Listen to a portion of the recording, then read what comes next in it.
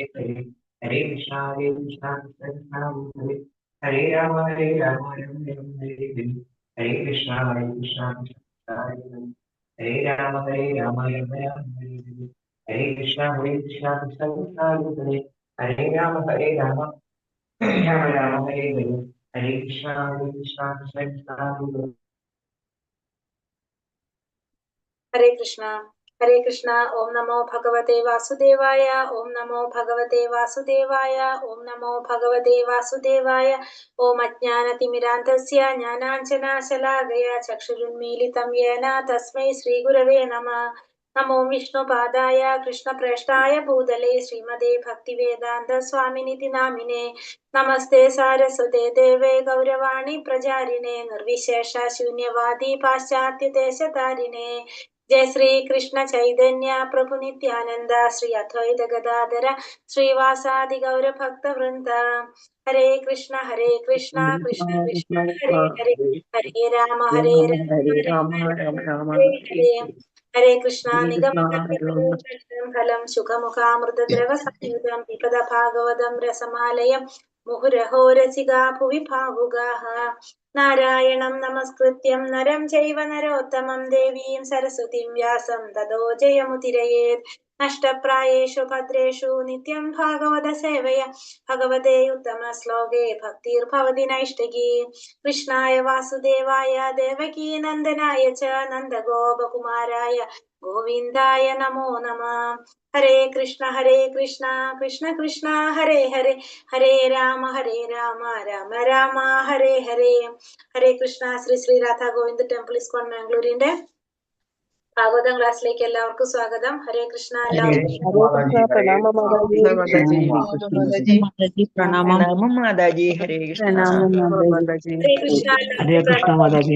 ഹരേ കൃഷ്ണ. അപ്പോ അധ്യായം 8 കുന്തി ദേവിയുടെ പ്രാർത്ഥനകൾ 24 ശ്ലോകം വരെ നമ്മൾ എടുത്തിട്ടുണ്ടായിരുന്നു. ഹരേ കൃഷ്ണ. നമ്മൾ എന്താ ഇന്നലെ കണ്ടത്? കുന്തി ദേവി ഭഗവാന് സ്തുതിക്കുകയാണ് ഭഗവാൻ അല്ലെ. ഭഗവാനോട് ഓരോരോ കാര്യങ്ങൾ പറഞ്ഞ് പ്രാർത്ഥിക്കുകയാണ്. അതായത് എന്താ പറഞ്ഞത്, കുറെ പ്രയാസങ്ങൾ ഉണ്ടായ സമയത്ത് ഭഗവാൻ രക്ഷിച്ചതായിട്ട് കുന്തി ദേവിയെ മക്കളെയും രക്ഷിച്ചതൊക്കെ ആയിട്ടാണ് പറഞ്ഞുകൊണ്ടിരിക്കേണ്ടത് അല്ലെ. അധ്യായം ഹരേ കൃഷ്ണ. അധ്യായം അധ്യായം 8 കേട്ടോ. 23-ാമത്തേനകത്ത് പറഞ്ഞത്, അല്ലയോ ഋഷികേശ, ഇന്ദ്രിയങ്ങളുടെ നാഥനും ദേവാദിദേവനുമായ അങ്ങ് അസാലുവായ കംസ രാജാവിനാൽ ദീർഘകാലം തടവിലായ ആക്കപ്പെടുകയും പേടിക്കപ്പെടുകയും ചെയ്യുന്ന മാതാവ് ദേവകിയെയും വിമോചിപ്പിച്ചു. എന്നെയും എൻ്റെ മക്കളെയും അനുക്രമമായ ആപത്തുകളിൽ നിന്നും സംരക്ഷിക്കുകയും ചെയ്തു എന്ന്. അതായത് സ്വന്തം അച്ഛനും അമ്മയും രക്ഷിക്കുന്നതിനേക്കാളും ഭഗവാൻ കുന്തിദേവിയെ രക്ഷിച്ചതായിട്ടിവിടെ പറയാണ് അല്ലെ. കുന്തിദേവി കാരണം വെച്ച് കഴിഞ്ഞാല് കുന്തിദേവി വിധവയാകയാൽ കുന്തിദേവിയെ മക്കളെയും രക്ഷിക്കേണ്ടത് ഭഗവാൻ അതായിരുന്നു. ദേവകിക്ക് ഭർത്താവ് ഉണ്ടായിരുന്നോണ്ടാണ് ദേവിയുടെ മക്കളെ രക്ഷിക്കാഞ്ഞതാണ് 23-ാമത്തേനത്. കുന്തിദേവി പറയാണല്ലേ, സ്വന്തം അമ്മയെക്കാളും കൂടുതൽ എന്നെ സഹായിച്ചു എന്നുള്ളതാണ് കുന്തിദേവിയോട് ഓർമ്മിക്കുന്നത്. പിന്നെ 24 ശ്ലോകത്തില് 24 പ്രിയപ്പെട്ട കൃഷ്ണ, വിഷമയമായ പലഹാരങ്ങളിൽ നിന്ന്, മഹാഗ്നിയിൽ നിന്ന്, നരഭോജികളിൽ നിന്ന്, ദുർവൃത്തമായ സഭയിൽ നിന്ന്, വനവാസകാലത്തുണ്ടായ വിഷമകഥകളിൽ നിന്ന്, യുദ്ധം ചെയ്ത പോർക്കളത്തിൽ നിന്ന് അങ്ങ് ഞങ്ങളെ രക്ഷിച്ചു. ഇപ്പോൾ അശ്വത്ഥമാവിന്റെ അസ്ത്രത്തിൽ നിന്നും അങ്ങ് ഞങ്ങളെ രക്ഷിച്ചിരിക്കുന്നു. വനവാസകാലത്ത് ഓരോ കാര്യങ്ങൾ ഓർത്തോർത്ത് പറയാണല്ലേ. കാരണം വെച്ചിട്ടുണ്ടെങ്കിൽ കുറെ സമയങ്ങളിലും ഭഗവാൻ രക്ഷിച്ചതായിട്ടുള്ളത് അല്ലാതെ എടുത്തെടുത്ത് പറയാണ്. വനവാസ കാലത്ത് രക്ഷിച്ചതും, ദുര്യോധനന്റെ ദുശാസനന്റെ ആ സഭയിൽ നിന്ന് രക്ഷിച്ചതും, അതുപോലെ തന്നെ നരഭോജികളിൽ നിന്നും, അങ്ങനെ ഓരോരോ അരക്കില്ലത്തിന്റെ ആ സമയത്ത് ഓരോ സമയത്തും ഇവരുടെ കൂടെ ഭഗവാൻ ഉണ്ടായിരുന്നു എന്നുള്ളത് ഓർത്തോർത്ത് കുന്തിദേവി പറയാണ് ഇവിടെ. ഹരേ കൃഷ്ണ. അടുത്ത ശ്ലോകത്തിൽ നോക്കാം നമുക്ക്. ഓം നമോ ഭഗവതേ വാസുദേവായ. ശ്ലോകം 25. ഹരേ കൃഷ്ണ. ശ്ലോകം 25.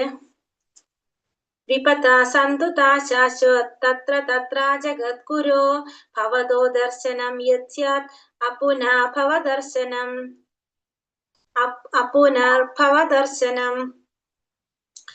വിപഥ സന്തുതാ ശാശ്വത് തത്ര തത്ര ജഗദ്ഗുരു ഭവതോ ദർശനം യസ്യാത് അപുനാ ഭവദർശനം. ഹരേ കൃഷ്ണ, ചൊല്ലിക്കോളൂ. ഹരേ കൃഷ്ണ.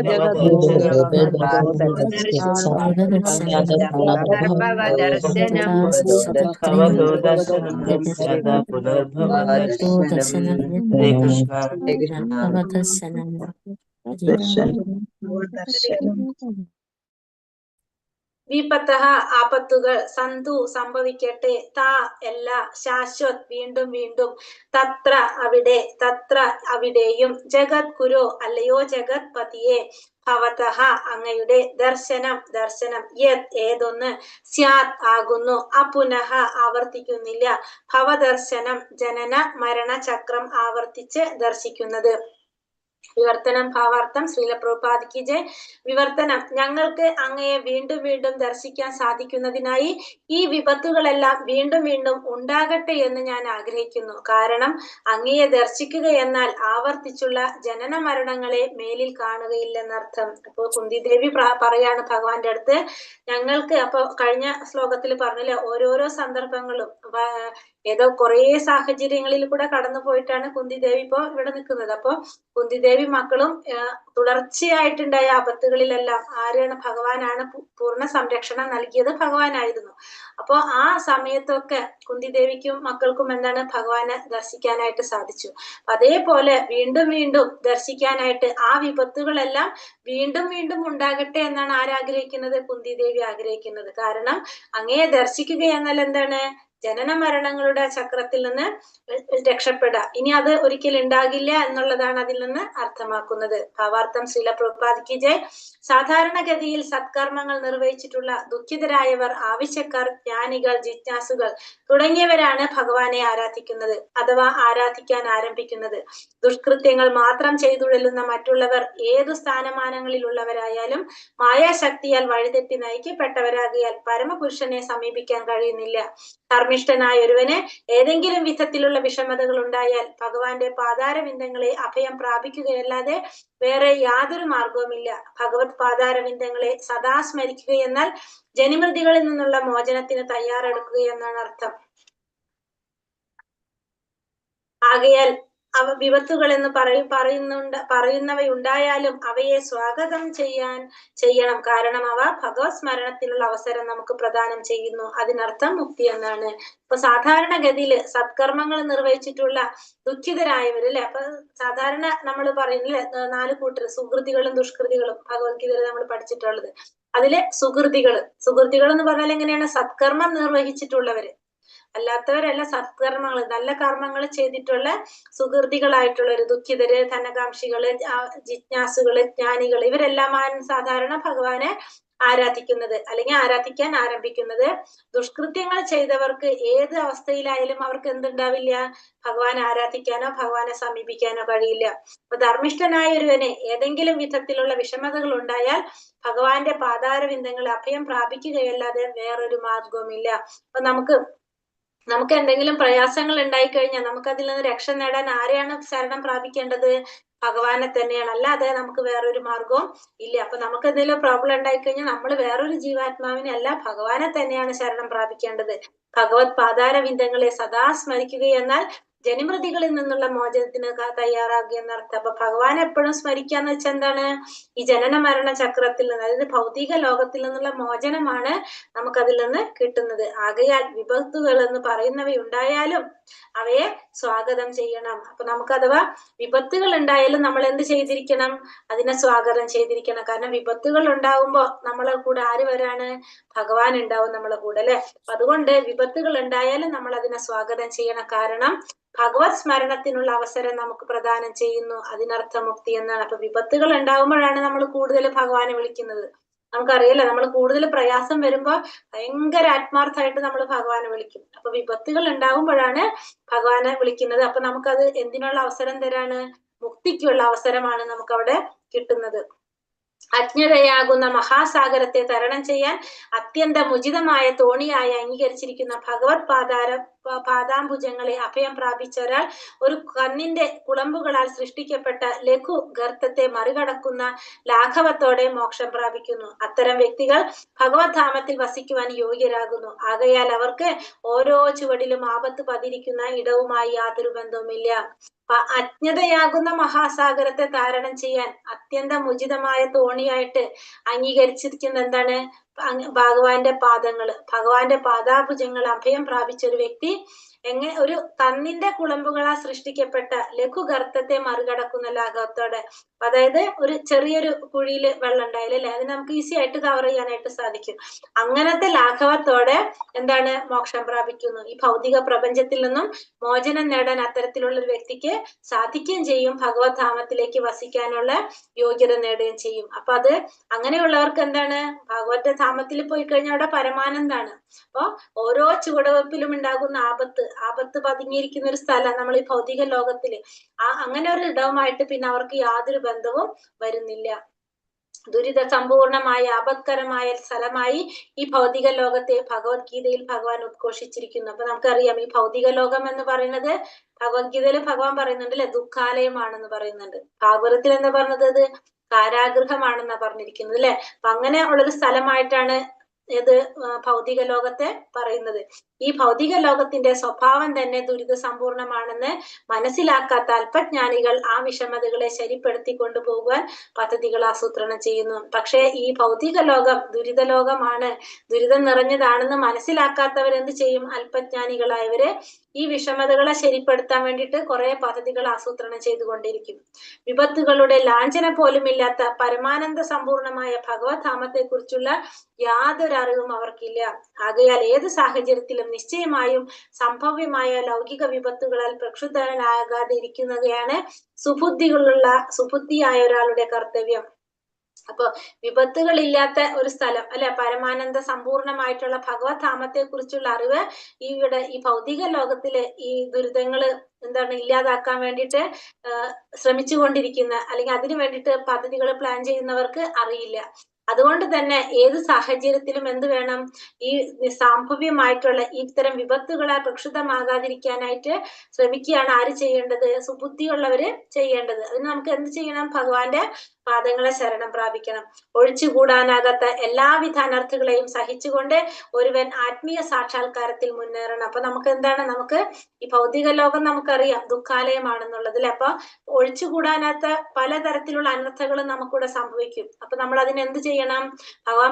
ഭഗവത്ഗീതയിൽ അർജുനോട് പറയുന്നുണ്ട്, അതിനെ നമ്മൾ സഹിക്കാൻ പഠിക്കണം. അങ്ങനെ സഹിച്ചുകൊണ്ട് സാക്ഷാത്കാരത്തിന് വേണ്ടി നമ്മൾ മുന്നേറണം. കാരണം അതാണ് മനുഷ്യ ജീവിതത്തിന്റെ ലക്ഷ്യം. നമുക്ക് ആത്മസാക്ഷാത്കാരം നേടാൻ സാധിക്കണം. ആ പരിപൂർണത നേടാ എന്നുള്ളതാണ് നമ്മുടെ മനുഷ്യ ജീവിതത്തിന്റെ ലക്ഷ്യം. അപ്പൊ അതിന് വേണ്ടിയിട്ട് നമ്മള് മുന്നിലേക്ക് പോകണം, തയ്യാറാകണം. നമുക്കുണ്ടാകുന്ന ചെറിയ അനർത്ഥങ്ങളെ സഹിക്കാൻ നമ്മൾ തയ്യാറാകണം. ഭൗതികമായ എല്ലാ വിപത്തുകൾക്കും അതീതമാണ് ആത്മാവ്. ആകയാൽ വിപത്തുകൾ എന്നറിയപ്പെടുന്നതൊക്കെ മിഥ്യയാണെന്ന് പറയുന്നു. അപ്പൊ ഭൗതികമായിട്ടുള്ള എല്ലാ വിപത്തുകൾക്കും അതീതനാണ് ആത്മാവ്. അതുകൊണ്ട് തന്നെ ഈ വിപത്തുകൾ എന്ന് പറയുന്നത് എന്താണ്? അത് മിഥ്യയാണ്, അത് ശരിയായിട്ടുള്ളതെന്നല്ല. നമുക്കറിയാലോ നമ്മുടെ ഓരോരുത്തരുടെയും എന്താണ് ചിന്തകൾ അനുസരിച്ച് അല്ലെങ്കിൽ നമ്മുടെ കാഴ്ചപ്പാട് അനുസരിച്ചാണ് അതിനെ നമ്മള് മിഥ്യ അല്ലെങ്കിൽ നമ്മൾ എന്താ പറയണത് ശരിയാണോ തെറ്റാണോ എന്ന് പറയുന്നത്. സ്വപ്നത്തിൽ ഒരു കടുവ തന്നെ ഭക്ഷിക്കുന്നതായി കണ്ട് ആ അത്യാപത്തിനെ ഓർത്ത് ഒരാൾ നിലവിളിച്ചേക്കാം. എന്നാൽ അത് യഥാർത്ഥത്തിൽ അവിടെ കടുവയില്ല, ആകയാൽ അവിടെ ക്ലേശവുമില്ല, അത് വെറും സ്വപ്നം മാത്രമായിരുന്നു. സ്വപ്നത്തില് നമ്മൾ കണ്ട് പേടിക്കുന്നത് പോലെ, അതായത് മിഥ്യ എന്ന് വെച്ചിട്ടുണ്ടെങ്കിൽ ഇല്ലാത്ത ഒന്നിനെ കുറിച്ച് നമ്മള് സങ്കല്പിച്ച് നമ്മള് ചെയ്യുന്നതാണത്. എന്നാൽ യഥാർത്ഥത്തിൽ അവിടെ കടുവയില്ല, ആകയാൽ അവിടെ ക്ലേശവുമില്ല, അത് വെറും സ്വപ്നം മാത്രമാകുന്നു. അതേപോലെ ജീവിതത്തിൽ ഉണ്ടാകുന്ന എല്ലാ വിപത്തുകളെയും സ്വപ്നം എന്ന് വിശേഷിപ്പിച്ചിരിക്കുന്നു. അപ്പൊ നമ്മൾ സ്വപ്നം കാണുന്ന പോലെയാണ് നമ്മുടെ ഈ ഭൗതിക ലോകത്തിലെ നമ്മുടെ ജീവിതം. കാരണം വെച്ചിട്ടുണ്ടെങ്കിലോ ഇവിടെ യഥാർത്ഥത്തിൽ ഇവിടെ ഒന്നുമില്ല, ഒന്നും സ്ഥിരമായിട്ടുള്ളതോ ശാശ്വതമായിട്ടുള്ളതായിട്ടോ ഒന്നും എവിടെ ഇല്ല, ഈ ഭൗതിക ലോകത്തിലില്ല. അതുകൊണ്ട് തന്നെ നമ്മുടെ ഭൗതിക ലോകത്തിൽ നമ്മളെ ദുഃഖങ്ങളും അങ്ങനെയാണല്ലേ. ഇന്ന് നമുക്ക് ദുഃഖമായിരിക്കും, നാളെ നമുക്ക് സുഖമായിരിക്കും. അതിങ്ങനെ മാറിയും മറിഞ്ഞും കൊണ്ടിരിക്കും. ഒരിക്കലും ഒരാൾക്ക് കണ്ടിന്യൂസ് ആയിട്ട് സുഖമോ അതല്ലെങ്കിൽ ജീവിതത്തിൽ മുഴുവനും എന്താണ് പറയുക ദുഃഖം ഒരാൾക്ക് ഒരിക്കലും ഉണ്ടാകുന്നില്ല. ഭക്തിയുടെ സേവനത്തിലൂടെ ഭഗവാനുമായി ബന്ധപ്പെടാൻ തക്കവണ്ണം ഭാഗ്യം സിദ്ധിച്ച ഒരാൾക്ക് അത് സർവ്വഥാ നേട്ടമാകുന്നു. അപ്പൊ ആ ഒരാൾക്ക് ഭക്തിയുടെ സേവനത്തിലൂടെ ഭഗവാനുമായിട്ട് ബന്ധപ്പെടാൻ സാധിച്ചു കഴിഞ്ഞാൽ അത് സർവ്വതാ നേട്ടമാണ്. നവവിധങ്ങളായ ഏത് ഭക്തിയുടെ സേവനത്തിലൂടെയും ഭഗവാനുമായി ബന്ധപ്പെടുന്നുവെങ്കിൽ അത് എല്ലായ്പ്പോഴും നിശ്ചയമായും ഭഗവത് സാന്നിധ്യത്തിലേക്ക് മടങ്ങി ചെല്ലുന്ന പാതയിൽ മുന്നിലേക്കുള്ള കാൽവെപ്പാകുന്നു. കൂടെ നവവിധ ഭക്തിയിലൂടെ നമുക്കറിയാലേ, നവവിധ ഭക്തിയിലൂടെ നമുക്ക് സാക്ഷാത്കാരം നേടാനായിട്ട് സാധിക്കും. ഭഗവത് ധാമത്തിലേക്ക് മടങ്ങി ചെല്ലാനായിട്ടുള്ള പാതയിലേക്ക് വഴി തെളിയിക്കാനായിട്ട് നമുക്ക് ഈ നവവിധ ഭക്തിയിലൂടെ സാധിക്കും. ഒന്നുകിൽ നമുക്ക് ആ നവവിധ ഭക്തി 9 ചെയ്യാൻ സാധിക്കും, അതല്ലെങ്കിൽ നമുക്ക് ഏതെങ്കിലും ഒരെണ്ണത്തിലൂടെ നമുക്ക് എന്തിലേക്ക് സാധിക്കും, സാക്ഷാത്കാരത്തിന്റെ വഴിയിലേക്ക് കടക്കാം, ഭഗവത് പാതയിലേക്ക് കടക്കാനായിട്ട് സാധിക്കും. ഭക്തിയിലൂടെ മാത്രമേ നമുക്ക് ഭഗവാൻ അറിയാനായിട്ട് സാധിക്കുള്ളൂ അല്ലെ. അപ്പൊ അതുകൊണ്ട് നമ്മൾ എന്ത് ചെയ്യണം, ആ നവവിധ ഭക്തി നമ്മൾ പ്രാക്ടീസ് ചെയ്യേണ്ടത് അത്യാവശ്യം തന്നെയാണ്. ഹരേ കൃഷ്ണ. ശ്ലോകം 26. ജന്മൈശ്വര്യശ്രുത ശ്രീഭി ഏരേധാ മാനമതഃപുമാൻ നൈവാർഹത്യാഭിധാതും വൈ ത്വാമകിഞ്ചന ഗോചരം. ജന്മൈശ്വര്യശ്രുത ശ്രീഭി ഏരേധാ മാനമതഃപുമാൻ നൈവാർഹത്യാഭിധാതും വൈ ത്വാമകിഞ്ചന ഗോചരം. ഹരേ കൃഷ്ണ. ചൊല്ലിക്കോളൂ. ഹരേ കൃഷ്ണ.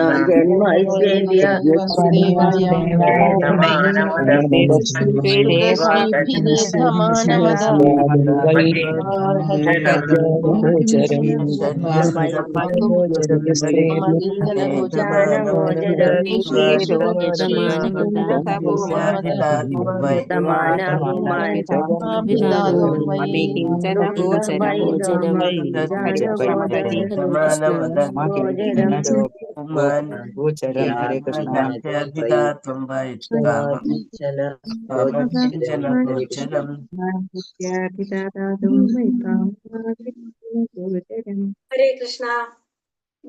ജന്മ ജനനം, ഐശ്വര്യം, ശ്രുത വിദ്യ, ശ്രീഭിഹി സൗന്ദര്യത്തിന്റെ ഉടമസ്ഥതയാൽ, ഏതമാന ക്രമാനുഗതമായി വർദ്ധിക്കുന്ന, മത ലഹരി, പുമാൻ മാനവൻ, ന ഇല്ല, ഏവ ഒരിക്കലും, അർഹതി അർഹിക്കുന്നു, അഭിധാതും വികാരഭരിതമായി അഭിസംബോധന ചെയ്യാൻ,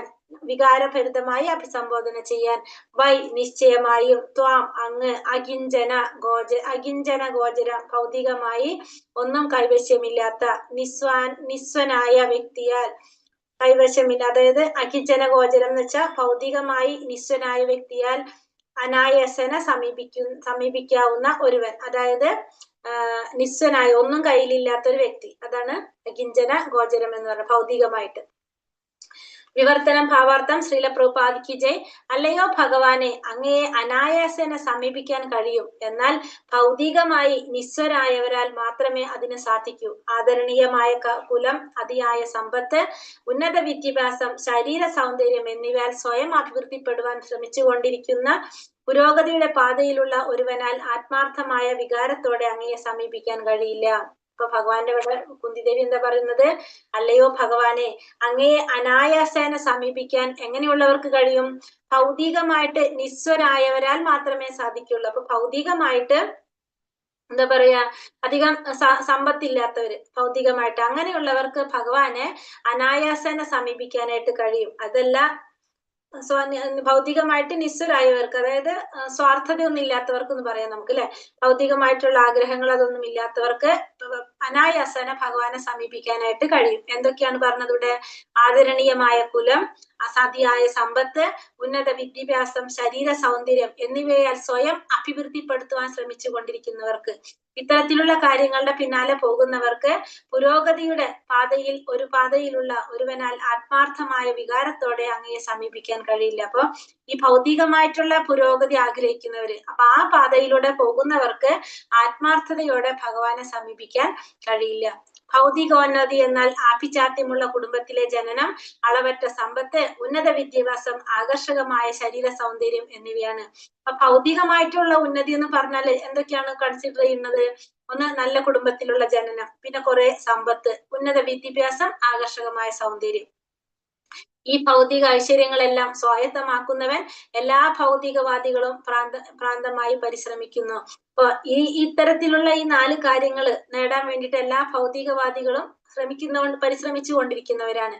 ഇത് ഭൗതിക സംസ്കാര പുരോഗതിയായി അറിയപ്പെടുകയും ചെയ്യുന്നു. എന്നാൽ ഇത്തരം ഭൗതിക ഐശ്വര്യങ്ങൾ കൈവരിക്കുന്നതിന്റെ ഫലമായി ഈ താൽക്കാലിക സ്വത്തുക്കളിൽ മതോന്മത്തനായി ഒരുവന് കൃത്രിമമായ അഹന്തയുണ്ടാകുന്നു. തൽഫലമായി അത്തരം ഭൗതിക ഡമ്പുള്ള വ്യക്തികൾക്ക് ഭഗവാന്റെ തിരുനാമത്തെ വികാരത്തോടെ അല്ലയോ ഗോവിന്ദ, കൃഷ്ണ എന്നിങ്ങനെ അഭിസംബോധന ചെയ്യാൻ കഴിവില്ലാത്തതായി തീരുന്നു. കൂടെ ഭൗതികമായിട്ടുള്ള ഐശ്വര്യങ്ങൾ സ്വായത്തമാക്കാനായിട്ട് ആരാ ശ്രമിച്ചു കൊണ്ടിരിക്കുന്ന? ഭൗതികവാദികൾ ശ്രമിച്ചു കൊണ്ടിരിക്കുന്നതാണ്.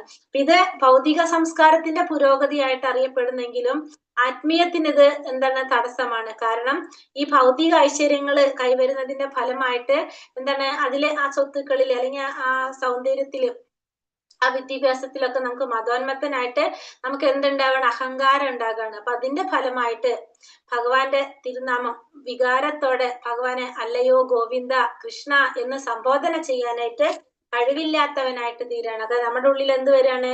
അഹങ്കാരം വരണം. അപ്പൊ നമുക്ക് ഭഗവാനെ ആ വികാരത്തോടു കൂടി ഭഗവാന്റെ നാമം ഉച്ചരിക്കാനായിട്ട് നമുക്ക് സാധിക്കാതെ വരുന്നു. ഭഗവാന്റെ ദിവ്യനാമം ഒരിക്കൽ മാത്രം ഉച്ചരിക്കുക വഴി ഒരു പാപിയാൽ ചെയ്യാൻ കഴിയുന്നത്ര പാപത്തേക്കാൾ അധികം പാപങ്ങളിൽ നിന്നും വിമോചനം ലഭിക്കുന്നുവെന്ന് ശാസ്ത്രങ്ങളിൽ പ്രതിപാദിച്ചിരിക്കുന്നു. അത്രത്തോളമാണ് ഭഗവത് നാമോച്ചരണത്തിന്റെ ശക്തി. അപ്പൊ ഭഗവാന്റെ ദിവ്യനാമം ഒരിക്കൽ ഉച്ചരിച്ചു കഴിഞ്ഞാല് സാധാരണ ജീവിതത്തിൽ ഒരു പാപിക്ക് ചെയ്യാൻ കഴിയുന്ന പാപത്തേക്കാൾ അധികം പാപത്തിൽ നിന്ന് മോചനം ഒരു പ്രാവശ്യം ഭഗവാന്റെ ദിവ്യനാമം ഒരിക്കൽ ഉച്ചരിക്കുന്ന ഒരു വ്യക്തിക്ക് സാധിക്കാണ്. അപ്പൊ അത്രത്തോളം ശക്തി ഉണ്ട് എന്ത്? ഭഗവാന്റെ നാമത്തിന്. അതാണ് പറഞ്ഞു വരുന്നത്. അത്രത്തോളം ശക്തമാണ് ഭഗവാന്റെ നാമം. ഭഗവാനും ഭഗവാന്റെ നാമവും തമ്മില് യാതൊരു വ്യത്യാസവുമില്ല. അത്രയും അതീന്ദ്രിയമായിട്ടുള്ള ഒരു സ്പന്ദനമാണത്. ഈ പ്രസ്താവനയിൽ ലേശം പോലും അതിശയോക്തിയില്ല. പരമാർത്ഥത്തിൽ ഭഗവാന്റെ ദിവ്യനാമത്തിന് അത്തരം ശക്തിമത്തായ വീര്യമുണ്ട്. എന്നാൽ അത്തരം ഉച്ചാരണത്തിന് ഒരു ഗുണനിലവാരമുണ്ട്. അത് വികാരം അഥവാ ഭാവത്തിന്റെ മേന്മയെ ആശ്രയിച്ചിരിക്കുന്നു. അപ്പോ ഭഗവാന്റെ നാമത്തിന്റെ ശക്തി എന്ന് പറയുന്നത് നമ്മൾ ചിന്തിക്കുന്നത് പോലെയല്ല. ഭഗവാനും ഭഗവാന്റെ നാമവും തമ്മിൽ യാതൊരു വ്യത്യാസവുമില്ല. ഇത്രയും ശക്തിയുള്ളതാണ് ഭഗവാന്റെ നാമത്തിനും. അതിന് നമുക്കൊരു അതിശക്തിയുടെ ആവശ്യം അവിടെ ഇല്ല. എന്നാൽ എന്താണ്? ആ ഉച്ചാരണത്തിന് ഗുണനിലവാരമുണ്ട്. അതായത് നമ്മുടെ ഓരോരുത്തരുടെ വികാരം, ഭാവം, ആ ഭാവത്തിന്റെ മേന്മയെ ആശ്രയിച്ചിരിക്കുകയാണ്. കാരണം നിസ്സഹായനായ ഒരാൾക്ക് ഭാവനിർഭരമായി ഭഗവാന്റെ പവിത്ര നാമത്തെ ഉച്ചരിക്കാൻ സാധിക്കും. അപ്പൊ നിസ്സഹായനായിട്ടുള്ള വ്യക്തി, ആരും ഒന്നും സഹായത്തിനില്ല, ഒരു തരത്തിലും ആരും ഇല്ലാത്തൊരു വ്യക്തി ഭഗവാന്റെ നാമം ഉച്ചരിക്കുന്നത്, ആ ഉച്ചരിക്കുന്ന ഭാവം വ്യത്യാസമായിരിക്കും. ആ പവിത്ര നാമത്തെ ഉച്ചരിക്കുന്നത് ആ വ്യക്തിയുടെ ഭാവം അത് വ്യത്യസ്തനായിരിക്കും. എങ്ങനെയായിരിക്കും എന്ന് പറഞ്ഞാൽ, നിസ്സഹായന ഒരു വ്യക്തി ഭാവനിർഭരമായിട്ട് ഭഗവാന്റെ നാമത്തെ ഉച്ചരിക്കാൻ കഴിയും. നേരെ മറിച്ച് നിറഞ്ഞ ഭൗതിക സംതൃപ്തിയോടുള്ള അതേ നാമോച്ചാരണം ചെയ്യുന്ന വ്യക്തിക്ക് അത്രത്തോളം ആത്മാർത്ഥത ഉണ്ടാകണമെന്നില്ല. നമുക്ക് ഏറ്റവും എളുപ്പമായിട്ട് പറയില്ല, നമ്മൾ ദുഃഖിച്ചിരിക്കുമ്പോഴും നമ്മൾ സന്തോഷത്തോടെ ഇരിക്കുമ്പോഴും, ദുഃഖം വരുമ്പോൾ നമ്മൾ ഭഗവാന്റെ നാമം വിളിക്കുമ്പോൾ ഭഗവാനെ വിളിക്കുന്ന എങ്ങനെയാണ്? നമ്മുടെ ഉള്ളിൽ നിന്നാണ് അത് വരുന്നത്, തട്ടി വരും നമ്മുടെ ഉള്ളിൽ നിന്ന്. ശരിക്കും നമുക്കത് അനുഭവിക്കാൻ സാധിക്കും. പക്ഷെ നമ്മൾ സന്തോഷത്തിൽ ഇരിക്കുമ്പോൾ ഭഗവാന്റെ നാമം വിളിക്കുന്നതും രണ്ടും തമ്മിൽ വ്യത്യാസമുണ്ട്.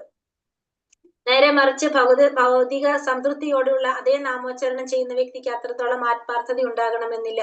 ഭൗതിക ഗർവമുള്ള വ്യക്തി വല്ലപ്പോഴും ഭഗവാന്റെ ദിവ്യനാമം ജപിക്കാം. എന്നാൽ ഗുണമേന്മയോടുകൂടി ദിവ്യനാമം ജപിക്കുവാൻ അയാൾ അസമർത്ഥനാണ്. ഇപ്പൊ ഭൗതികമായിട്ട് സമൃദ്ധികൾ അനുഭവിച്ചു കൊണ്ടിരിക്കുന്ന ഒരു വ്യക്തിയും ഭഗവാന്റെ നാമം ജപിക്കും.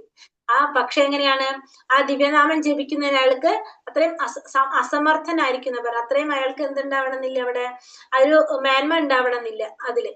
പക്ഷെ ദുഃഖത്തോടിരിക്കുന്ന വ്യക്തിയിലെ ഭൗതികമായിട്ട് അത്രത്തോളം സമർത്ഥനല്ലാത്തൊരു വ്യക്തി, സമൃദ്ധികൾ ഇല്ലാത്തൊരു വ്യക്തി ഭഗവാന്റെ നാമം ജപിക്കുന്ന എങ്ങനെയായിരിക്കും? അത്രയും ആത്മാർത്ഥമായിട്ടായിരിക്കും ജപിക്കുന്നത്.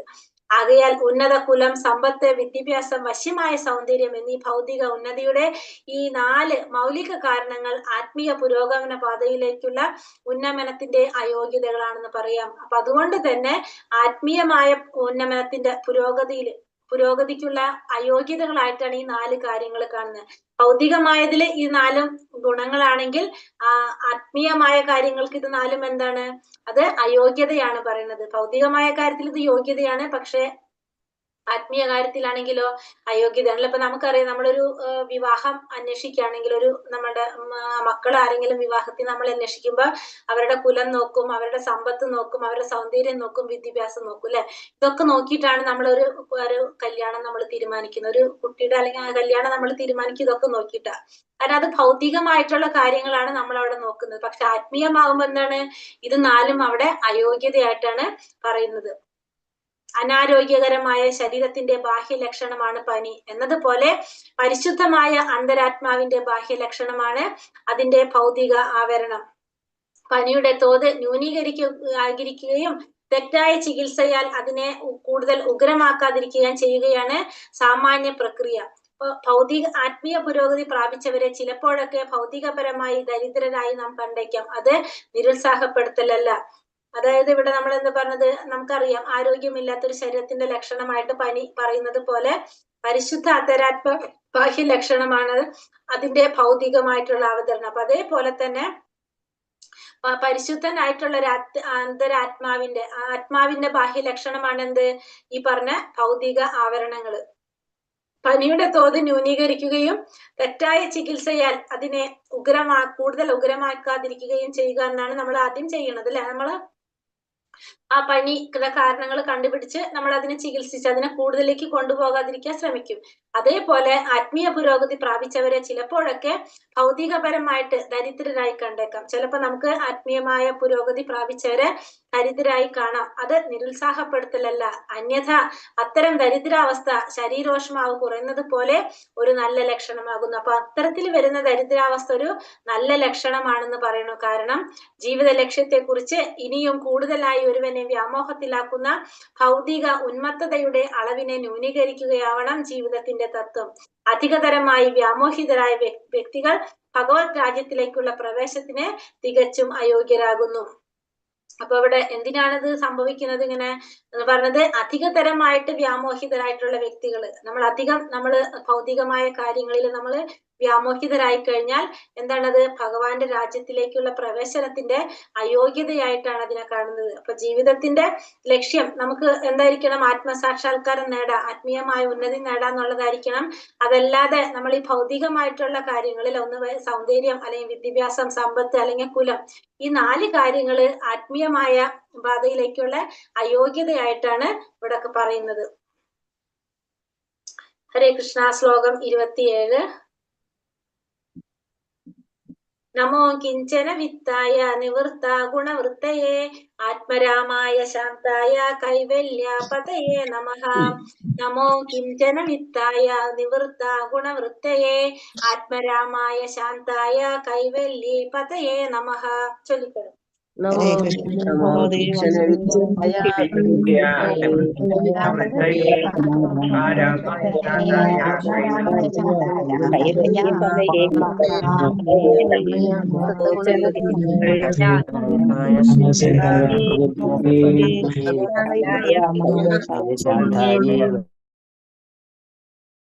കൃഷ്ണ നമഃ. അങ്ങേക്ക് സർവപ്രണാമങ്ങൾ. അകിഞ്ചന വിത്തായ ഭൗതികമായി ദരിദ്രനായവന്റെ സ്വത്തിനെ, നിവൃത്ത പൂർണമായും ഭൗതിക ഗുണങ്ങളുടെ പ്രവർത്തികൾക്ക് അതീന്ദ്രിയനായ ഭൗതിക ഗുണങ്ങൾ, വൃത്തയെ പ്രതിപത്തി, ആത്മരാമായ സ്വയം സംതൃപ്തനായവൻ, ശാന്തായ അത്യന്തം സൗമ്യൻ, കൈവല്യ പദയെ ഏകാത്മവാദികളുടെ അധിപന് നമഃ വണങ്ങുന്നു. വിവർത്തനം ഭാവാർത്ഥം. ശ്രീല പ്രഭുപാദിക്ക് ജയ്. ഭൗതികമായ ദരിദ്രരായവരുടെ സമ്പത്തായ അങ്ങയ്ക്ക് എന്റെ പ്രണാമങ്ങൾ അർപ്പിക്കുന്നു. ഭൗതിക പ്രകൃതിയുടെ ഗുണങ്ങളുടെ പ്രതിപ്രവർത്തനങ്ങൾ അങ്ങയെ ബാധിക്കുന്നില്ല. അങ്ങ് സ്വയം സംതൃപ്തനാകിയാൽ അതീവ സൗമ്യനും ഏകാത്വവാദികളുടെ അധിപനുമാകുന്നു. അപ്പൊ ഭൗതികമായിട്ട് ദരിദ്രരായവരുടെ സമ്പത്താണ് ഭഗവാൻ എന്ന് പറയാണ്, അല്ലെ? അങ്ങനെയുള്ള ഭഗവാന് പ്രണാമങ്ങൾ അർപ്പിക്കുന്നു. ഭൗതിക പ്രകൃതിയുടെ ഗുണങ്ങളുടെ പ്രതിപ്രവർത്തനങ്ങൾ ആരെ ബാധിക്കുന്നില്ല? ഒരിക്കലും ഭഗവാനെ ബാധിക്കുന്നില്ല. ഭഗവാൻ സ്വയം സംതൃപ്തനും സൗമ്യനും ആണ്. പിന്നെന്താണ്? ഏകത്വവാദികളുടെ അധിപനുമാണ് ഭഗവാൻ. ഏകത്വവാദികൾ എന്താന്നുള്ളത് ഇതിൽ പറയുന്നുണ്ട്, നമുക്ക് നോക്കാം. ഭാവാർത്ഥം ശ്രീല പ്രഭുപാദിക്കുകയെ യാതൊന്നും തന്നെ സ്വന്തമായി ഇല്ലാതാകുന്ന ഉടൻ ഒരു ജീവസത്തയുടെ നിലനിൽപ്പ് അവസാനിക്കുന്നു. ആകയാൽ ശരിയായ അർത്ഥത്തിൽ ഒരു ജീവസത്തയ്ക്ക് ഒരു പരിത്യാഗിയാകാനായിട്ട് കഴിയില്ല. അധികതരമായി മൂല്യമുള്ള ഒന്നിനെ സ്വായത്തമാക്കാനായി ജീവസത്ത ചിലതിനെയൊക്കെ പരിത്യജിക്കുന്നു. നല്ല വിദ്യാഭ്യാസം പ്രാപ്തമാക്കാനായി ഒരു വിദ്യാർത്ഥി ബാലസഹജമായ വാസനകളെ പരിത്യജിക്കുന്നു. മെച്ചപ്പെട്ട ജോലിക്ക് വേണ്ടി ഒരു തൊഴിലാളി തന്റെ നിലവിലെ ജോലി ഉപേക്ഷിക്കുന്നു. അതുപോലെ ഒരു ഭക്തൻ ഭൗതിക ലോകത്തെ പരിത്യജിക്കുന്നത് വെറുതെയല്ല, ആത്മീയ മൂല്യത്തിൽ മികച്ച വാസ്തവികമായ മറ്റൊന്നിനു വേണ്ടിയാണ്. ഇവിടെ യാതൊന്നും സ്വന്തമായി ഇല്ലാതാകുന്ന ഉടൻ ഒരു ജീവാത്മാവിന്റെ നിലനിൽപ്പ് അവിടെ അവസാനിക്കുകയാണ് ചെയ്യുന്നത്. അതുകൊണ്ട് ശരിയായ അർത്ഥത്തിൽ ഒരു ജീവസത്ത ഒരു പരിത്യാഗിയാകാൻ കഴിയില്ല. അതുകൊണ്ട് തന്നെ ഈ ശരിയായ അർത്ഥത്തില് ഒരു ജീവാത്മാവിനെ ഒരു പരിത്യാഗിയാകാൻ കഴിയില്ല. കാരണം അധികതരമായി മൂല്യമുള്ള ഒന്നിനെ സ്വായത്തമാക്കാനായി ജീവസത്ത ചിലതിനെയൊക്കെ പരിത്യജിക്കുന്നു. അപ്പൊ അതിനേക്കാളും മൂല്യമുള്ള ഒന്നിനെ നേടാൻ വേണ്ടിയിട്ട് ജീവാത്മാവ് ചിലതിനെയൊക്കെ പരിത്യജിക്കുന്നു. നല്ല വിദ്യാഭ്യാസം പരിത്യജിക്കാനായിട്ട് പ്രാപ്തമാക്കാൻ വേണ്ടിയിട്ട് ബാലസഹജമായിട്ടുള്ള വാസനകൾ ത്യജിക്കും. മെച്ചപ്പെട്ട ജോലിക്ക് വേണ്ടിയിട്ട് നിലവിലെ ജോലി ഉപേക്ഷിക്കും. അതുപോലെ ഒരു ഭക്തൻ ഭൗതിക ലോകത്തെ പരിത്യജിക്കുന്നത് വെറുതെയല്ല. ഇതിനാണ് ആത്മീയ മൂല്യത്തിൽ മികച്ച വാസ്തവികമായ മറ്റൊന്നിന് വേണ്ടിയിട്ടാണ് എന്ത് പരിത്യജിക്കുന്നത്? ഭൗതിക ലോകത്തെ പരിത്യജിക്കുന്നത്. ശ്രീല രൂപഗോസ്വാമിയും സനാതന ഗോസ്വാമിയും ശ്രീ രഘുനാഥദാസ ഗോസ്വാമിയും മറ്റുള്ളവരും ലൗകികമായ പ്രതാപവും സമൃദ്ധിയെല്ലാം ഭഗവത് സേവനത്തിനായി ഉപേക്ഷിച്ചു. അപ്പൊ നമ്മളെ മുന്നിൽ കാണുന്ന ആചാര്യന്മാരിലെ രൂപഗോസ്വാമി, സനാതന ഗോസ്വാമി, രഘുനാഥദാസ ഗോസ്വാമി ഒക്കെ ലൗകികമായിട്ടുള്ള പ്രതാപവും സമൃദ്ധിയെല്ലാം ഭഗവാന്റെ സേവനത്തിനായിട്ട് ഉപേക്ഷിച്ചവരാണ്. ലൗകികാർത്ഥത്തിൽ അവരൊക്കെ പ്രമുഖ വ്യക്തികളായിരുന്നു. സനാതന ഗോസ്വാമിമാർ ബംഗാളിൽ സർക്കാർ സേവനത്തിലുള്ള മന്ത്രിമാരായിരുന്നു. ശ്രീ രഘുനാഥദാസ ഗോസ്വാമി അക്കാലത്തെ പ്രമുഖ ജമീന്ദാറിന്റെ പുത്രനായിരുന്നു. എന്നാൽ മുമ്പ് കൈവശമുണ്ടായിരുന്നതിനേക്കാൾ അധികം മെച്ചമായ ഒന്നിനെ സ്വായത്തമാക്കാനായി അവർ സർവസ്വവും പരിത്യജിച്ചു. അപ്പൊ ഇവരൊക്കെ എന്ന് വെച്ചിട്ടുണ്ടെങ്കിൽ എന്താണ്, ഭൗതികമായിട്ടും ഇവര് സമൃദ്ധിയുള്ളവരായിരുന്നു. പക്ഷെ ഇവരെന്താണ് പറഞ്ഞത്? ഇവരൊക്കെ ഭഗവാന്റെ സേവനത്തിന് വേണ്ടിയിട്ട് അതെല്ലാം അവർ ഉപേക്ഷിച്ചു എന്നാ പറയുന്നത്. സനാതന ഗോസ്വാമി, രൂപഗോസ്വാമി നമുക്കറിയാം ബംഗാളിലെ സർക്കാർ സേവനത്തിലുള്ള മന്ത്രിമാരായിരുന്നു അവര്. രഘുനാഥദാസ് ഗോസ്വാമി പ്രമുഖനായിട്ടുള്ള ഒരു ജമീന്ദാറിന്റെ പുത്രനായിരുന്നു.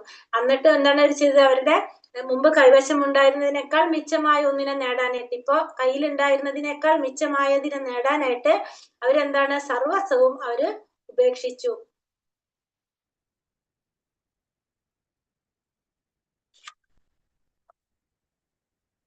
ഈ ഒരു പാരഗ്രാഫ് കംപ്ലീറ്റ് ചെയ്ത് നിർത്താം. ഭക്തർ സാധാരണയായി ഭൗതിക സമൃദ്ധി ഇല്ലാത്തവരാകുന്നു. എന്നാൽ അവർക്ക് ഭഗവത് ചരണ കമലങ്ങളാകുന്ന അതീവ രഹസ്യമായ നിധി സംഭരണമുണ്ട്. അപ്പൊ ഭക്തന്മാര് സാധാരണ എങ്ങനെയാണ്? ഭൗതിക സമൃദ്ധി കുറഞ്ഞവരായിരിക്കും. പക്ഷെ അവർക്ക് എന്തുണ്ട്? അതീവ രഹസ്യമായ ഒരു നിധി സംഭരണം അവരുടെ കയ്യിലുണ്ട്. എന്താണ്? ഭഗവാന്റെ ചരണകമലങ്ങള്. ശ്രീല സനാതന ഗോസ്വാമിയെ കുറിച്ച് ഹൃദ്യമായ ഒരു കഥയുണ്ട്. അദ്ദേഹത്തിന്റെ പക്കൽ ഒരു ചിന്താമണി കല്ലുണ്ടായിരുന്നു. ഈ രത്നം അദ്ദേഹം ഒരു ചവർ കൂനയിലാണ് നിക്ഷേപിച്ചിരുന്നത്. ആവശ്യക്കാരനായ ഒരാൾ അതെടുക്കുകയും പിന്നീട് എന്തുകൊണ്ട് അത്തരം മൂല്യമായ ഒന്നിനെ ചവർ കൂനയിൽ നിക്ഷേപിച്ചിരിക്കുന്നുവെന്ന് ചിന്തിച്ച് അത്ഭുതപ്പെടുകയും ചെയ്തു. ആകയാൽ അദ്ദേഹം സനാതന ഗോസ്വാമിയുടെ ഏറ്റവും വിലപ്പെട്ട വസ്തു വേണമെന്ന് ആരാഞ്ഞപ്പോൾ അദ്ദേഹത്തിന് ഭഗവാന്റെ ദിവ്യനാമം നൽകപ്പെട്ടു. അപ്പൊ ഇവിടെ സനാതന ഗോസ്വാമിയെ കുറിച്ചിട്ടുള്ള ഒരു കഥയാണ് പറയണത്.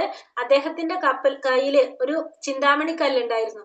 അപ്പൊ ആ രത്നം അദ്ദേഹം എന്താണ്, ചിന്താമണിക്കല്ല് വളരെ വിശേഷപ്പെട്ട രത്നമാണ് അല്ലെ. പക്ഷെ അദ്ദേഹം അത് എവിടെയാണ് നിക്ഷേപിച്ചിട്ടുണ്ടായിരുന്നത്?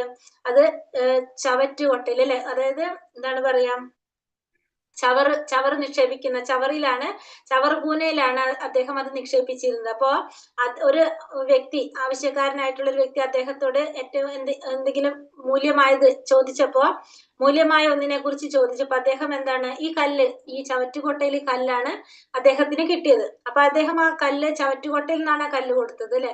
അപ്പൊ അദ്ദേഹം ആ കല്ല് കൊണ്ടുപോയി. അത് കഴിഞ്ഞിട്ട് അദ്ദേഹം ചിന്തിക്കുകയാണ്, ഇതിനേക്കാളും വിലപ്പെട്ടത് അദ്ദേഹത്തിന്റെ കയ്യിലുള്ളത് കൊണ്ടായിരിക്കില്ലേ ഈ ചിന്താമണി കല്ല് ചവറ്റുകൊട്ടയിൽ അദ്ദേഹം ഇട്ടതെന്ന് ആ വ്യക്തി ചിന്തിക്കുകയാണ്. അപ്പൊ വീണ്ടും വന്നിട്ട് ഈ സനാതന ഗോസ്വാമിയോട് ചോദിക്കുകയാണ്, ഇതിനേക്കാളും വിലപ്പെട്ടത് അങ്ങയുടെ കയ്യില് ഉള്ളത് എന്താണോ അത് ചോദിക്കുകയാണ്. അപ്പൊ അദ്ദേഹം എന്താണ്, ഭഗവാന്റെ നാമം.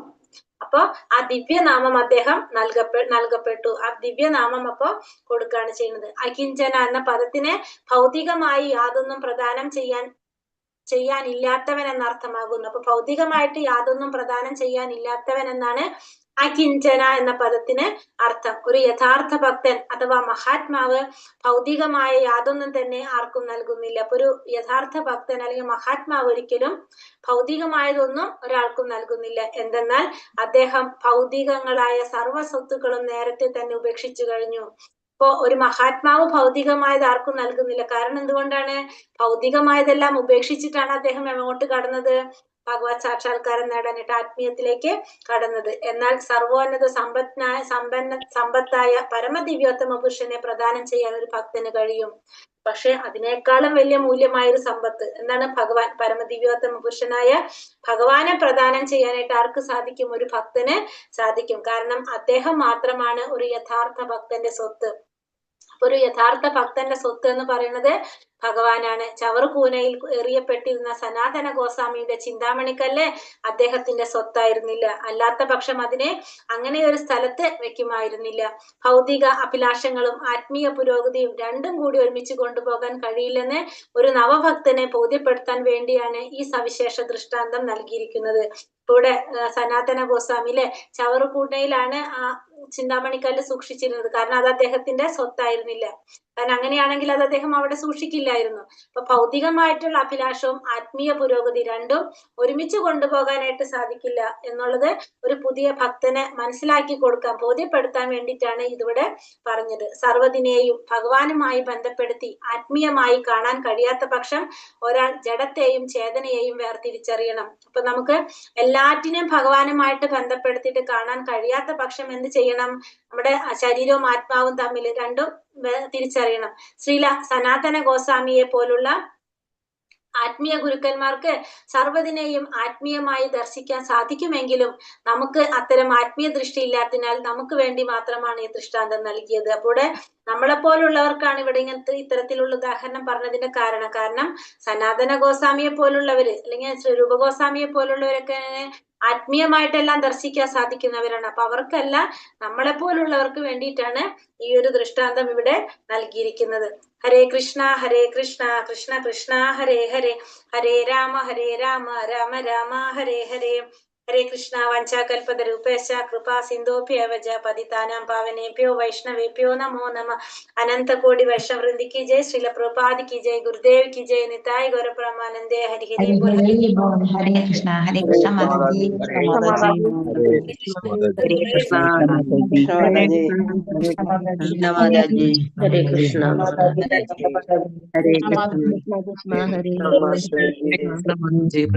പ്രണാമം. हरे कृष्ण माताजी. ഹരേ കൃഷ്ണൻ എന്താ നമുക്ക് മനസ്സിലായത്?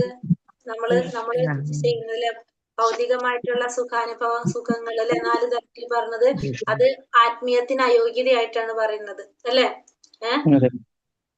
ആത്മീയത്തിന് നമുക്കറിയാവുന്നതാണ്. നമ്മളിപ്പോ ഒരു കല്യാണമൊക്കെ അന്വേഷിക്കുമ്പോൾ നമ്മൾ ആദ്യം നോക്കുന്ന 4 കാര്യങ്ങളാണ് ഈ പറഞ്ഞതൊക്കെ. ഇതൊക്കെ നോക്കിയിട്ടാണ് നമ്മള് എന്ന് വെച്ചാൽ നമ്മുടെ ഭൗതികമായ രീതിയിൽ ചിന്തിക്കുന്നു. പക്ഷെ ആത്മീയമായ പുരോഗതി നോക്കുമ്പോ ഇത് 4ഉം അതിനെന്തെല്ലാം ക്വാളിഫൈഡ് അല്ല. അതിപ്പോ എത്ര ഇത് പഠിച്ചാലും മാതാജി അത് പിന്നെ നോക്കിയിട്ടേ എല്ലാരും ചെയ്യുള്ളൂ. ആരാപ്പ അത് ഉപേക്ഷിക്കാൻ തയ്യാറാവും? അപ്പൊ അനുഭവിച്ചുകൊണ്ടിരിക്കുന്ന ഭൗതിക സുഖങ്ങൾ ആരെങ്കിലും ഉപേക്ഷിക്കാൻ തയ്യാറാവും? എന്നിട്ട് ഭക്തിയിലേക്ക് വരുമോ ആരെങ്കിലും? അവരാണ് മഹാത്മാക്കൾ എന്ന് പറയുന്നത്. നമ്മളെ പോലുള്ളവരെ കുറിച്ചല്ല പ്രഭു പറയുന്നത്. അല്ല മാതാജി, ഇത് വന്നാലേ നമുക്ക്